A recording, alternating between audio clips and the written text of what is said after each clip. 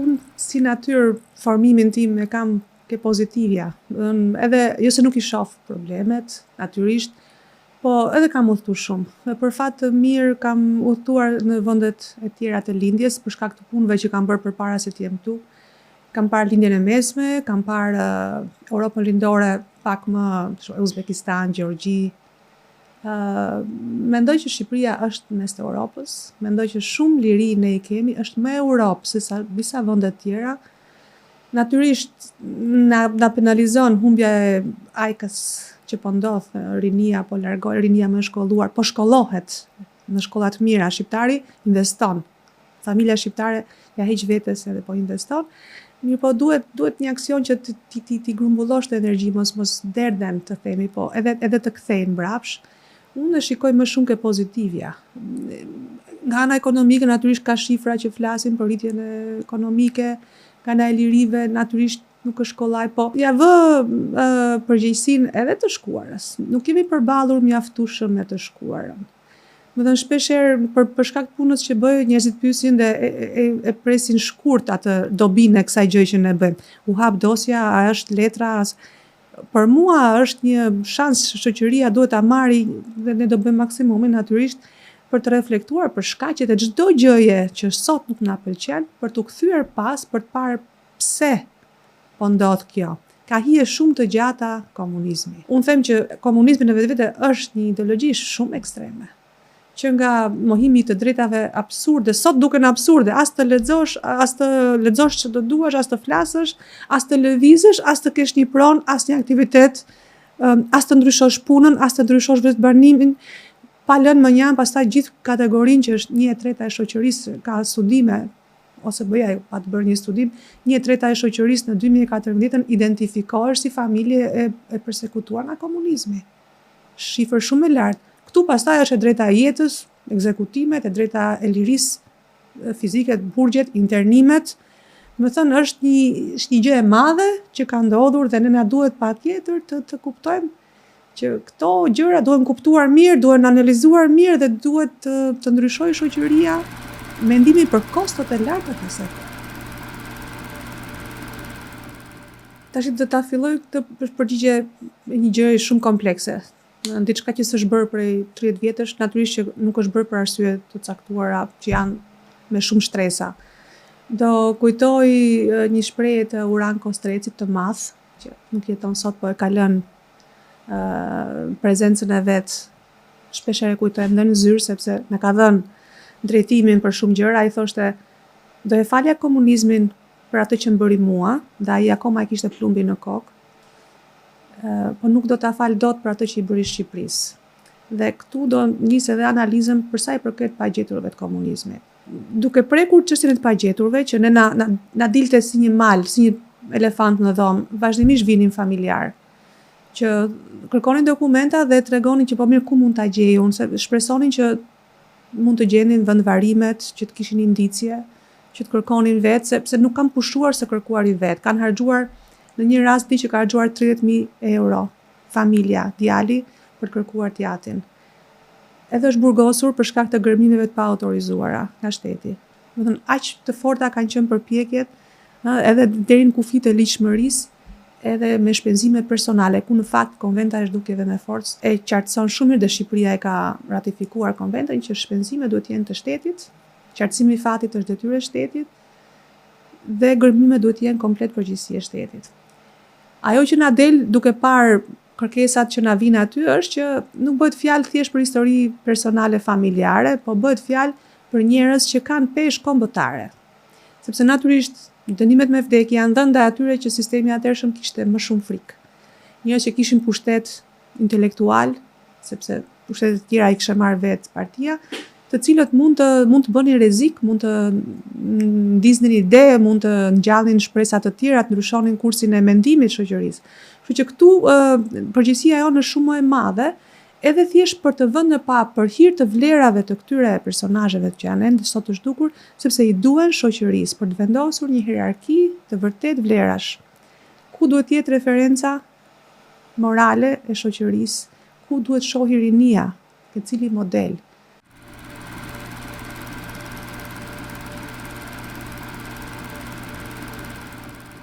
Deri tani ne kemi rreth 600 aplikime. Mund të jenë më shumë, kaq kemi, po ajo që vjet re se ne dhe po studiojmë është një mbipërdorim i dënimit me vdekje. Dënimi me vdekje ka në vende demokratike si Amerika, po janë të rralla dhe janë për krime makabre etj. Kurse këtu janë vrarë për frikën e sistemit ndaj tyre.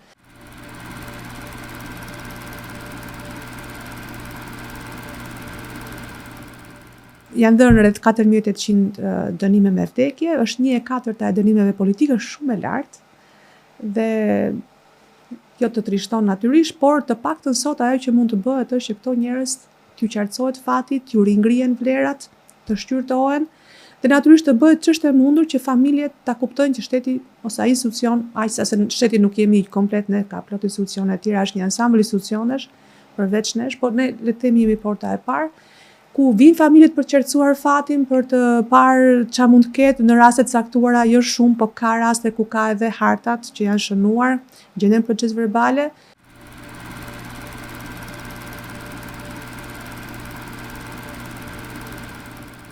Megjithëse duket si e pamundur si gjilpëra në kasht, ne vëmë re që me përpjekje, duke kryqëzuar edhe informata që sjellin familjarët, duke pyetur njerëzit që jetojnë, është një atribut që na e dha kuvendi së fundmi, para 2 vjetësh, që kemi krijuar edhe një strukturë që mund të pyesim në kushte konfidenciale edhe dëshmitar të kohës, njerëz të përfshirë, po fillojmë dora dorës të qartësojmë. Nga një anë vendvarimet, deri më sot janë evidentuar 120 vendarimet të dyshuara.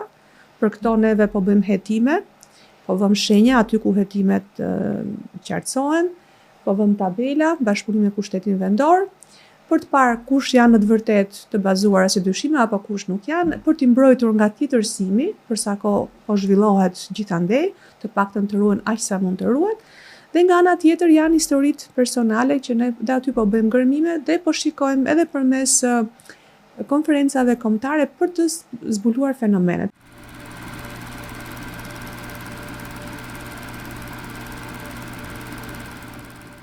Vetëm për kalimet në kufi në zonën veri lindje, veri perëndim, janë rreth 900 të vrarë në aksion, nuk janë pak. Mirë po në një simpozium shkencor shikohet ana legjislative, shikohen shumë aspekte, shikohen edhe rrugët që janë përdorur për kalimet, kështu që familjarët mundet fare mirë të kuptojnë fenomenet, të qartësojnë ngjarjet, edhe të shkojmë sa më pranë të vërtetës, të ndihmojmë mos i lëmë veten.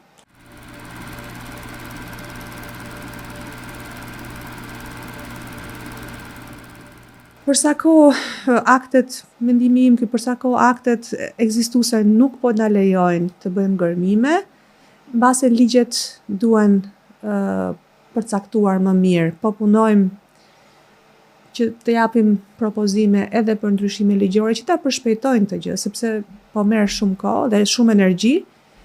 Kemi varur shpresat ke një VKM që duket sikur po lëviz nëpër ministri, por edhe duke ndryshuar ligjin, për shembull një ligj që shteti ka një marrëveshje me ICMP-n, që është Komisioni Ndërkombëtar, një institucion ndërkombëtar me potenciale, po që efektiviteti i kësaj marrëveshje për sa kohë nuk po gërmohet, vihet në pikpyetje dhe me ICMP-n jemi në diskutim, mbase propozojmë qeverisë ta rishikojmë të marrëveshje, qeveria me ICMP-n, edhe të krijohen disa mekanizma më efektiv për ta bërë këtë, sepse është një energji shumë e madhe. Gjithsesi dhe puna që po bëhet për ndërgjegjësim, për mbledhje informacionit, për qartësimin e vendvarimeve, për ruajtjen e tyre, kontaktet me familjet, ngritja, heqja e përbaltjes që është bërë, është diçka që në ndërgjegjen kombëtare mendoj që ka pasur efekte, dhe shoh që është një temë që preket, shoqatat po e përmendin, historianët po fokusohen, mendoj që po del në pa si fenomen dhe si rrugë zgjidhje.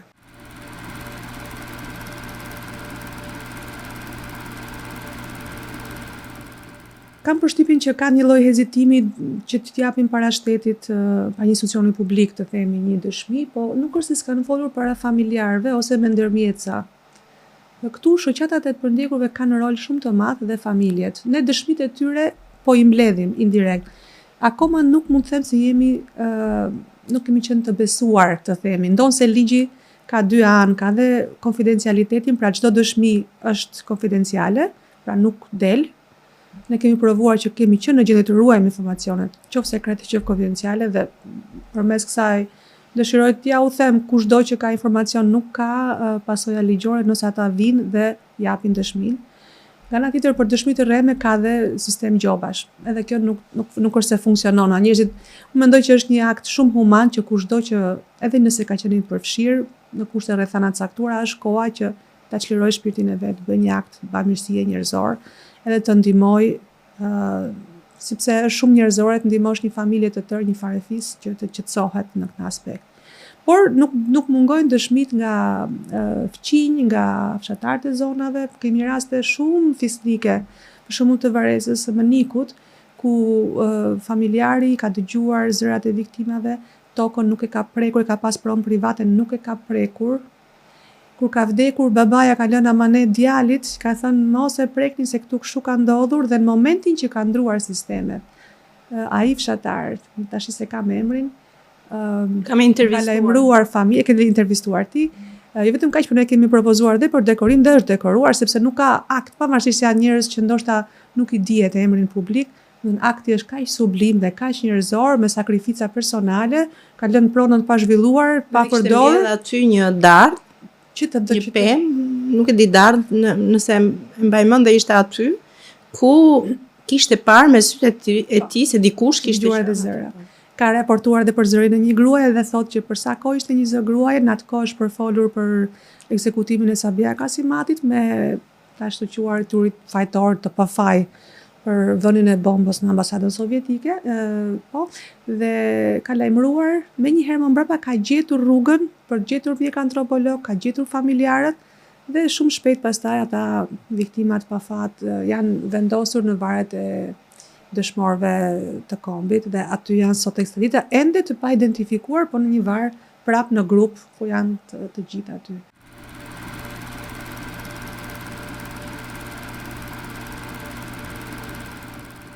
Ajo që është sot është ta vëmë në dukje, ta ndihmojmë shoqërinë të kuptojë dhe të parandalojë. Prandaj dhe platforma edukative që kemi ndërtuar quhet Mësojmë nga e kaluara. Pra të shikojmë përpara, të ndërtojmë tashmë dhe të ardhmen më të mirë. Mendoj që për këtë jam mirënjohje Timati. Unë do jem shumë e sinqert, mbase zoti pëlqejnë ndonjërit, po për fat jap edhe mësim. Kam dhënë 3 vjet mendimin kritik tek mësuesit, master i mësuesisë. Kam 2 vjet që jap kërkimin në mësimin e historisë. Ajo që gjej si problem kryesor në gjithë përpjekjen e shoqërisë për ta kaluar stafetën tek rinia, është që ja japim barrën të rinjve. Të rinjt janë pa interesuar, të rinjt rinë në TikTok, të rinjt. Ndërkohë, ajo që konstatoj, duke filluar nga vetja, duke menduar si kam dashur unë ta ndërtoj punën për të arritur tek të rinjt dhe si po evolojmë sot, vërej që edhe këtu ka shkencë. Pra ka shkencë në shqyrtimin e historisë, ka shkencë në rishqyrtimin e historisë, ka shkencë, ka metodologji dhe këtu na duhet të bëjmë shumë punë ne që merrem me këtë punë. Duke filluar nga unë që unë po e bëj me të drejtën dhe po gjej shumë të dobishme eksperiencë ndërkombëtare dhe sidomos metodologjitë, institucionet si ne duhet të jenë në pararoj, qoftë ne, qoftë Instituti SPP-ja i studimit të krimeve dhe ato kanë goxha për të bërë këtu.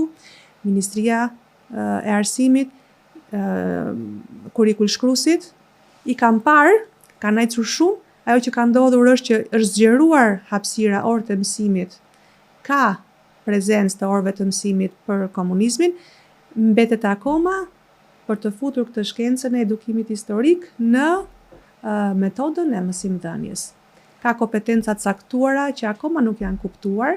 Ne po hartojmë një listë të koncepteve bazë që akoma se nuk janë kuptuar konceptet, që është pluralizmi, që është puna detyruar, që është i burgosuri politik, që është përndjekje politike, që është sfera private. Do të thënë të gjitha gjërat që duam t'i përçojmë, duhet së pari t'i kodojmë mirë vet, t'i kuptojmë mirë vet, bashkëpunim me mësuesit, me prindit, me nxënësit e më të rritur, t'i bëjmë gati, edhe të fillojmë të përçojmë kompetencat e sakta për edukimin e historisë, për mendim historik, qoftë në shoqëri, qoftë tek shkollat. Po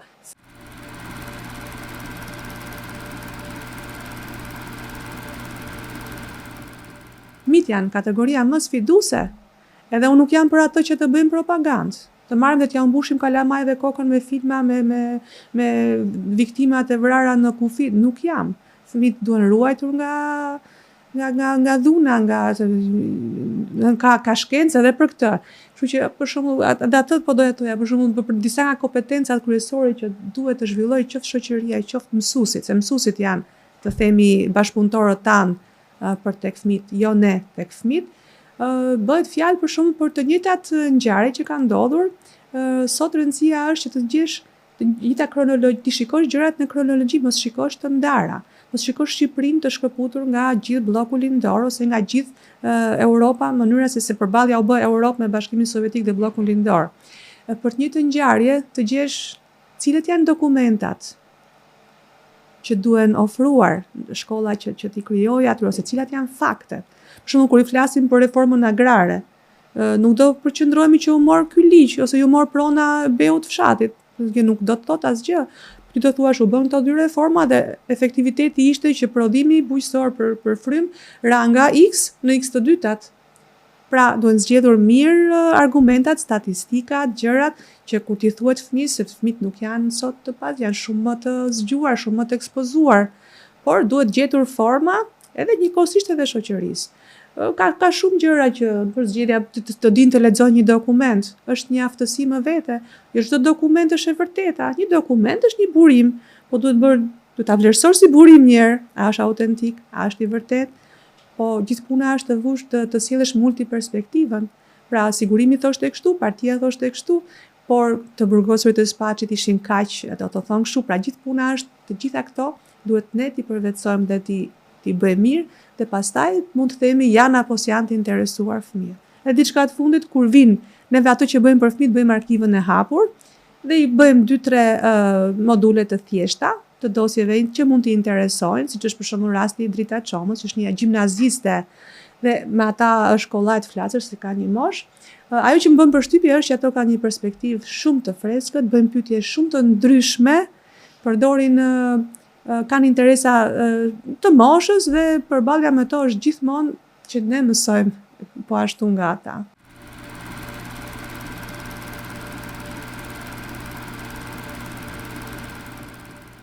Është krijuar metoda e mbledhjes dëshmive, të drejtat e personit që jep dëshmi, të transmetimit, të authorshipit, i kemi sistemuar këto. Nuk është se kemi një ekip të dedikuar, po janë ekipe që bëjnë përveç punëve të tjera, bëjnë dhe këtë. Mundohemi t'i marrim në vendin ku banojnë ose në vendet e vuajtjes. E mia do ishte të merrshim shumë më tepër, po deri tash kemi mbledhur 170 dëshmi, po janë disa orë dëshmi dhe metodologjia është shumë e përcaktuar me vendim të posaçëm të organit kolegjial. Nuk mund të marrim dëshmi për çdo gjë. Kemi vendosur me vendimet posaçme të mbledhim për Tepelenën, për kampin e Valiasit të Porto Palermo, sepse janë vende vuajtje që janë pa dokumentuara plotësisht, sepse janë pa procese të drejta, pa vendimmarrje, kështu që shpeshherë as listat e njerëzve nuk janë. Dhe kur të vjen një dëshmitar që akoma jeton sot, është një pasuri, një burim historik që ka qenë dhe vetë është një dëshmi e dorës parë, shumë e rëndësishme. Kemi bërë dëshmi rreth 60 dëshmi për Spaçin, të jashtëzakonshme, shumë interesante. Pyetjet janë pak a shumë të njëjta, janë dëshmi gjysmë të strukturuara, që të njëjtat pyetje i bëhen të njerëzve të ndryshëm që studiuesit nesër të mund të se gjithë kujtesave tradhton, po duke qenë 60 dëshmi nga njerëz që janë jashtë shtetit, brenda shtetit, njëri në Spaç, njëri në Korçë, njëri në Saran, pra nuk është ajo efekti i konvergencës që shpeshherë ndodhet. Dëgjon në televizor duke sikur ka ndodhur aty, mundohemi të mos i televizojmë, shpeshherë i mbajmë vetëm për qëllime studimore. Marrim shumë dëshmi për sa i përket familjarëve të çdukurve, sepse harta përpjekjet e tyre për të gjetur është shumë e rëndësishme, sepse na jep neve spari përpjekjet e familjarëve që për 30 vjet nuk kanë rreshtur, 35 vjet, po edhe indicje për ne për të qartësuar nëse vendet janë të ndryshuara ose jo.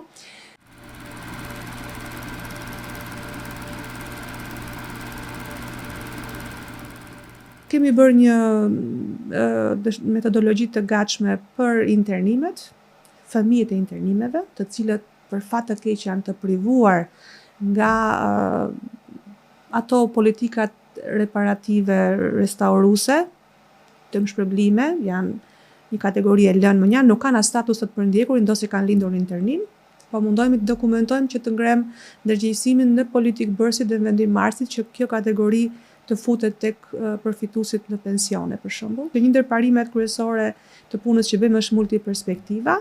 Në momentin që hapet dosja dhe personi gjen ka një këndvështrim të vetën, gjen pasaktësira ose do të plotësoj rrethanat, ligji e përcakton që ne duhet i marrim dëshmi për sa i përket asaj që gjen në dosje dhe dëshmia e tij administrohet brenda në dosje dhe shërbehet si e tillë bashkë me këndvështrimin e palës sa herë që një studiues nesër vjen ta kërkojë. Do të thënë këto janë pak a shumë ato që po bëjmë, po natyrisht ka vend për burelin, ka vend për burgun e grave, për burgun e fëmijëve, janë projekte për zona të ndryshme, për kufirin po ashtu kemi marrë dëshmi shumë interesante të zonës Ersek, Pogradec, Korç, Shkodër, janë shumë punë që po bëhen tashmë.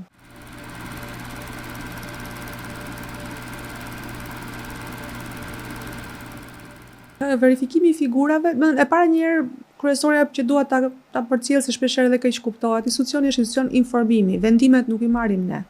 I merr çdo institucion që bën qoftë dekorimin, qoftë medaljen, ose promovimin, ose për zgjedhjen për kandidat për një pozicion të lartë.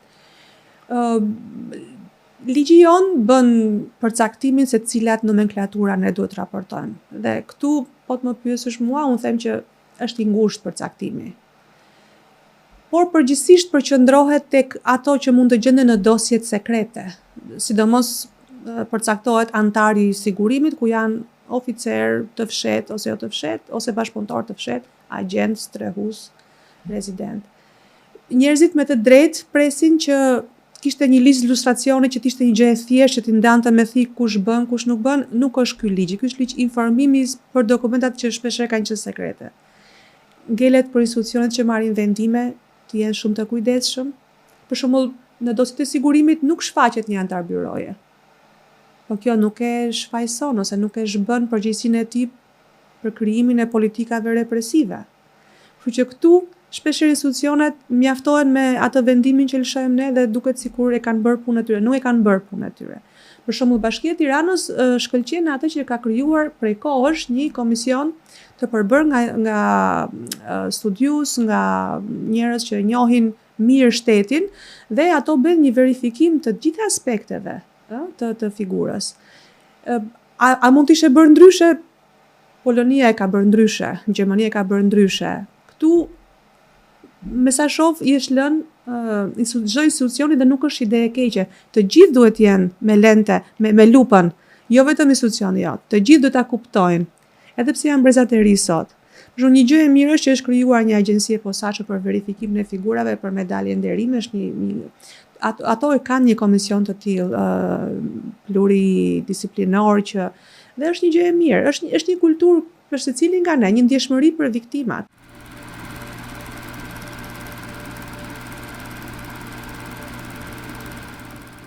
Ajo që po ndodh sot me kalimin e viteve, për herë më pak ne gjejmë rreth 1% të listave të kandidatëve për detyra publike gjenden me probleme, të themi, me prezencë të dokumentave.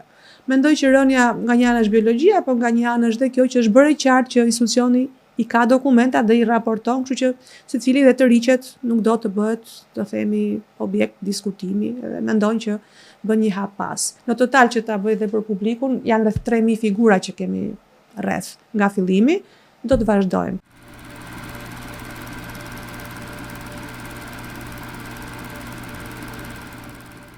Një zonë që mbetet e pambuluar është pjesa retroaktive, pra ç'mund të bëjmë ne për ato emra rrugësh, shkollash që tashmë janë vendosur dhe mungon një proces për t'i parë në mënyrë retroaktive.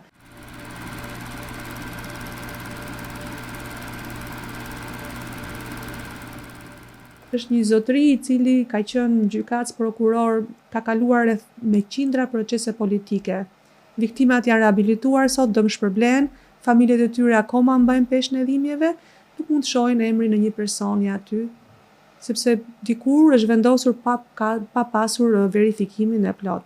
Do kishim shumë dëshirë që të krijohesh mekanizmi që të bëhet rishikimi retroaktiv. Një rekomandim avokati i popullit e ka dhënë, akoma duhen gjetur rrugë Kjo është shumë e rëndësishme për të bërë, sepse fëmijët në një shkollë duan ta dinë ky personi që na jep emrin neve, a duhet bëhemi si ky apo nuk duhet bëhemi? Çfarë na jep ky? Çfarë një rrugë ku kalon? Çfarë inspirimi, çfarë modeli marrim nga ky? Dhe familjet, prindit duhet të ndërgjegjësohen. Tash shpeshherë gjej që gjithmonë çdo gjë duhet bërë nga institucioni jo. Ne sigurisht do bëjmë çdo gjë që është e mundur, po dhe shoqëria duhet ta kuptojë që ka peshë. Të vënë lëvizje institucionet, të vënë lëvizje mekanizmat, kërkoj më shumë.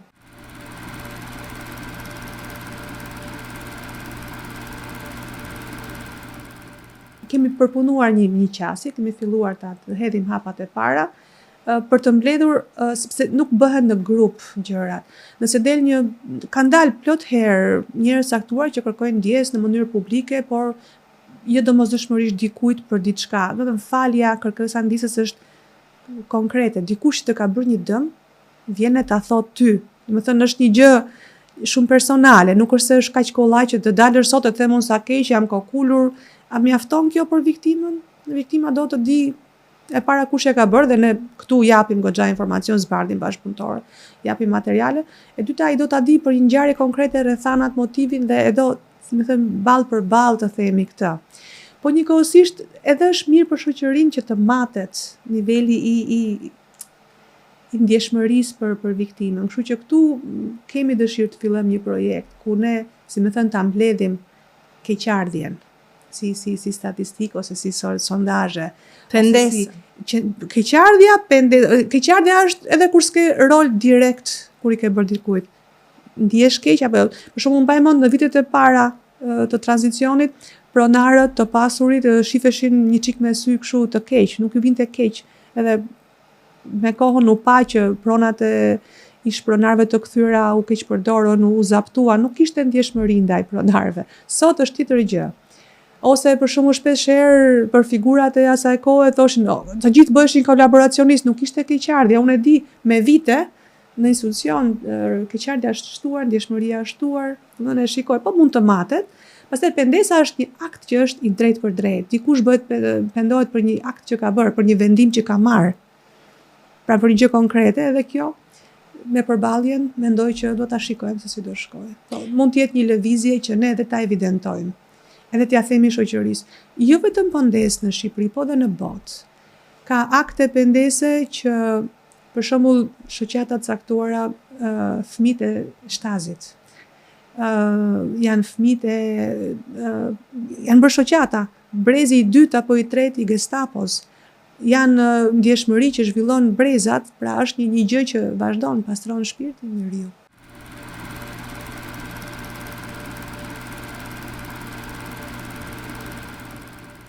Ai që vjen re këtu me shqetësim është që bëhet e fragmentuar në kohë. Për shembull, institucioni jonë ka një mandat, se janë dokumentat sekrete, miliona faqe, është punë njerëzore që të deklasifikon, ka mandat, por nuk mund ta ndash kujtesën, të bësh komunizmin këtu, pastaj luftën këtu, pastaj të lësh tërë ato ngjarje traumatike që ka kaluar shoqëria e shtetit shqiptar, 2 luftra botërore, ca luftra ballkanike, një diktaturë. Në përgjithësi, vendet e lindjes ka një institucion kujtesë. Dëshmitë e gjalla i quajmë, nëse i merr për komunizmin, merr edhe për luftën. Për shembull, vëre me keqardhje që shpeshherë gjërat e luftës nuk po trajtohen. Ka plot gjëra, nuk mund të mohohen krimet e luftës, të pushtuesve, ngjarjet qëndresa.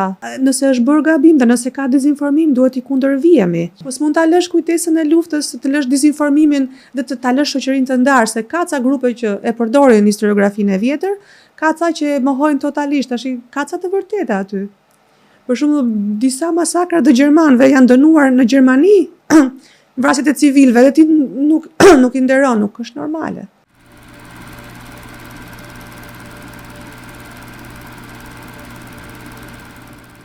Një zonjë aq shumë e paprekur është se fusha është e gjerë, e kisha jo më larg se para ca ditësh në shtëpi, në punë ishte familjare e një deputeti, edhe kur i thashun që kishte lëvizur në luftë, kishte luftuar kundra pushtuesit, i thash, pas ka qenë antifashist. Jo, tha, nuk ka qenë antifashist, ka qenë nacionalist kundra okupimit. Aty një kategori tjetër, pra duhet prekur me shumë kujdes.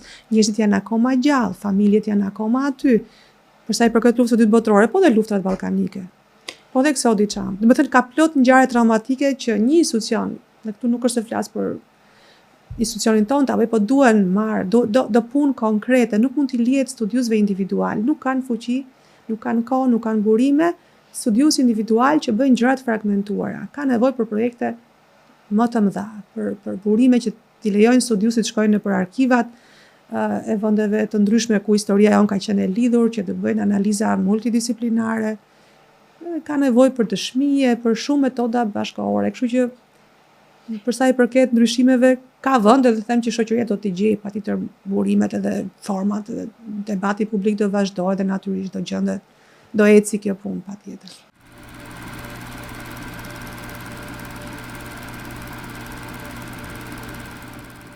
Ju thash që është puna jonë për të kriju mekanizmat se si do ta mbledhim këtë pengesë dhe tashti po punojmë që kur kemi t'i vëmë personat ballë për ballë. Po duhem krijuar metodat, rrugët, dokumentimi, inkurajimi, se përndryshe është e vështirë. Si do ta bëjmë këtë? Do t'i thrasim raste të caktuara. Do t'i njoftojmë për shkakun deri tash nuk i kemi njoftuar personat që dalin bashkëpunëtorë dhe nuk i kemi njoftuar që është zbardhur bashkëpunimi yt për filanin. Tash do fillojmë ta bëjmë. Që të fillojmë një lloj dialogu të asistuar me mediacion të njerëzve. Do mbetet për tu parë.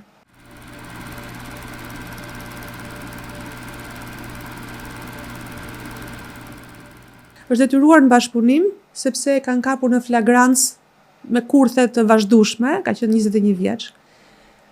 Por ai personi kur kanë dashur ta promovojnë në detyrë që pastaj të viheshin veprim bashkëpunimi i fshetit, ai ka refuzuar, s'ka bërë karrierë, kështu që kjo e nderon, mendoj.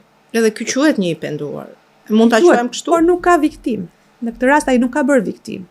Kështu që, por ndërkohë ka plot raste që janë merruar nga bashkëpunimi i detyruar dhe kanë bërë akte dhe sublime. Ka raste. Do bëjmë një simpozium në shkurt për bashkëpunimin e fshetë edhe të ftoj, sepse do ketë punime interesante.